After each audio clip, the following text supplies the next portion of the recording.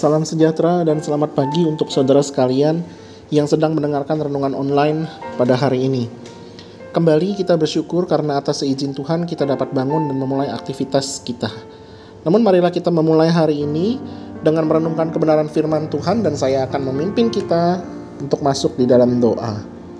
Selamat pagi Tuhan Yesus, kami bersyukur karena kami diberikan kesempatan untuk bernafas dan bangun di pagi hari ini. Pada kesempatan yang indah ini kami siap untuk mendengarkan kebenaran firman Tuhan. Berbicaralah Tuhan karena kami siap untuk mendengarkan sabda-Mu. Di dalam nama Tuhan Yesus kami berdoa. Amin. Saudara, pada pagi hari ini saya akan membawakan renungan dengan judul Happy Ending.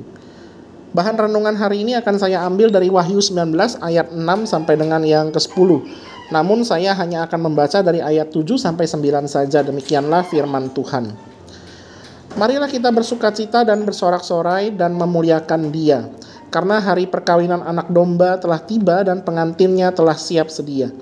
Dan kepadanya dikaruniakan supaya memakai kain lenan halus yang berkilau-kilauan dan yang putih bersih. Lenan halus itu adalah perbuatan-perbuatan yang benar dari orang-orang kudus. Lalu ia berkata kepadaku, tuliskanlah, berbahagialah mereka yang diundang ke perjamuan kawin anak domba. Katanya lagi kepadaku, perkataan ini adalah benar, perkataan-perkataan dari Allah. Sedemikian jauh pembacaan firman Tuhan. Berbahagialah kita yang bukan hanya membaca tapi melakukan firman ini dalam hidup kita. Bagi penggemar film layar lebar pasti mengetahui tentang perubahan terakhir dari film-film Hollywood. Salah satunya adalah ending atau akhir cerita. Pada zaman dahulu film-film layar lebar memiliki akhir cerita yang baik, di mana tokoh utama di dalam cerita itu memiliki kebahagiaan. Seperti misalnya Cinderella, itu cerita untuk semua kalangan usia. Tetapi pada era postmodern ini, film-film Hollywood disuguhkan dengan akhir cerita yang buruk atau menggantung. Bisa saja tokoh utama itu mati atau memiliki nasib yang sial. Bisa saja tokoh utama itu masih berjuang terus dan tidak mendapatkan kebahagiaan. Hal ini disebabkan karena para sutradara ingin menyajikan kepada para penonton tayangan yang syarat dengan kehidupan masa kini, bahwa tidak ada yang namanya kebahagiaan kekal. Ya, itu terjadi karena memang banyak produser atau sutradara film yang di luar iman Kristen. Bagaimana orang Kristen memandang kehidupan ini? Seperti yang dijelaskan sebelumnya, memang ada kejahatan dan pergumulan, tetapi pada akhirnya ujung-ujungnya lah Allah yang akan menang. Saudara, penglihatan Yohanes di Pulau Patmos ini yang tercatat di dalam kitab Wahyu memang sepertinya terkesan berulang, namun memiliki makna yang serupa namun tidak sama. Dari kisah-kisah penglihatan mengenai binatang yang keluar dari dalam laut, kisah perempuan dan naga, sampai kepada kisah penglihatan Babel dan pelacur besar, menyiratkan bahwa ada tantangan yang dihadapi oleh umat Allah di dalam musim-musim kehidupan ini.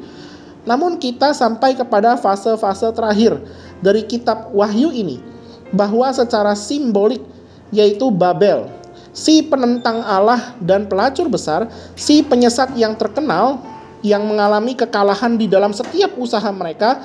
Dan tibalah saatnya yang telah kita baca, yaitu hari perjamuan kawin atau pesta pernikahan dari Mesias dan pengantinnya, yaitu gereja.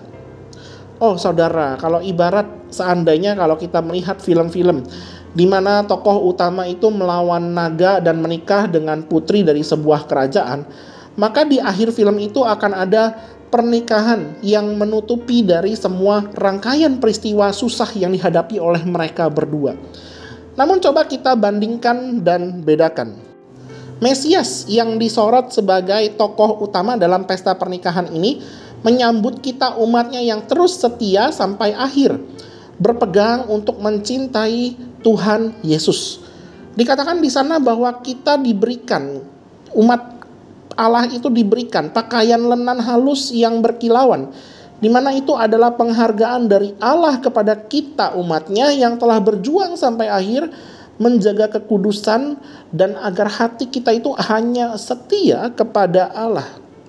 Tentu saja pesta pernikahan itu sangat membahagiakan, karena saya pernah mengalaminya bersama dengan istri saya, di mana dunia itu serasa hanya milik berdua saja, dan pada akhirnya dari setelah sekian lamanya berpacaran, Kita berdua bisa mengikat janji setia untuk hidup bersama di dalam ikatan cinta. Saudara, itulah akhir kisah dari orang-orang yang percaya kepada Tuhan Yesus.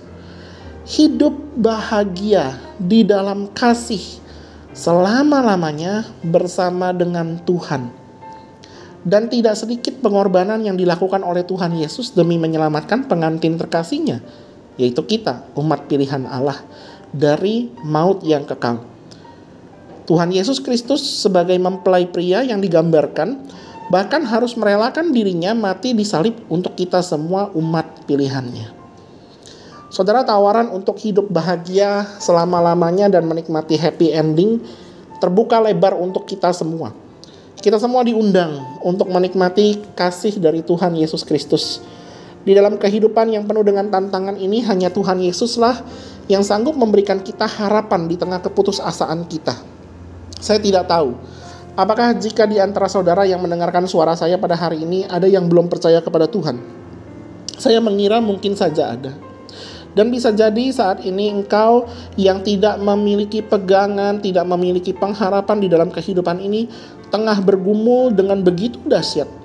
Saya tidak tahu apakah kehidupanmu saat ini begitu terpuruk. Saya tidak tahu apakah masalah di dalam keluargamu begitu pelik sehingga engkau tidak sanggup lagi menangis. Saya tidak tahu apakah engkau begitu putus asa menghadapi setiap persoalan kehidupan, yakni kesehatan ataupun keuangan. Saya pun tidak tahu jawaban untuk setiap permasalahan saudara.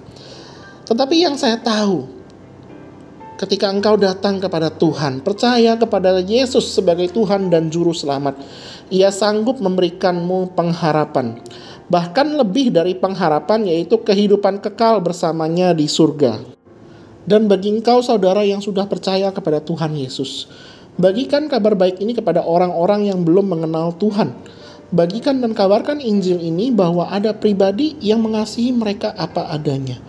Bagikan dan biarlah kita semua bersama-sama memuji kemuliaan Allah. Mari kita berdoa. Tuhan Yesus, di dalam kehidupan ini kami sungguh bersyukur dapat mengenal dan percaya kepadamu. Mungkin ada yang saat ini masih meragukan Engkau, tetapi hamba-Mu berdoa agar kiranya kasih-Mu itu sungguh melimpah dalam kehidupan mereka.